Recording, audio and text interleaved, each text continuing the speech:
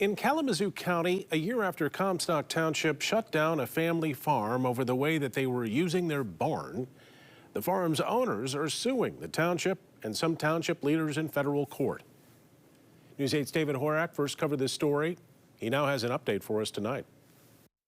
Soil Friends, which is co-owned by Benjamin Martin and his wife Sarah, is suing the township, 12 of its leaders, and the Kalamazoo Building Authority on 12 different counts, including First Amendment retaliation.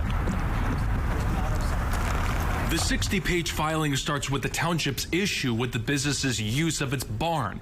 Although the township told Soil Friends they needed a special exception to have private events and parties allowed in there, the lawsuit says the business did not use any of the barns for said events. We have what we are as a farm, what we want to become, and through that process, as we were, kicked this off, was we got accused of being what we were trying to become before we even had a chance to get there.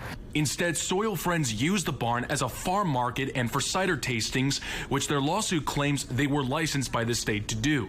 When the business was cited by the township for not having the proper zoning approval or permits for serving food and alcohol, the lawsuit argues Comstock Township could not regulate that because the farm had permits granted in 2018 and 2019 from the State Liquor Control Commission. Although there were things that I didn't even agree with doing, I thought, well, instead of fighting, let's just try to see if we can work this out. But the goalpost keeps moving. It doesn't stop moving. And so, at some point, something's got to give. The lawsuit also claims the business's First Amendment rights were violated. For example, it alleges Township Supervisor Randy Thompson insinuated recent Facebook posts by the business criticizing Comstock Township must stop because it placed the township in a negative light and would cause further issues for the business seeking special exception use. The more I would speak up on things, the more things would tighten up. And so every time we would take one step forward and move forward, all of a sudden something new came up. Eventually, Martin said they had no choice but to take this to federal court. You can't violate people's rights like this, property rights of a business,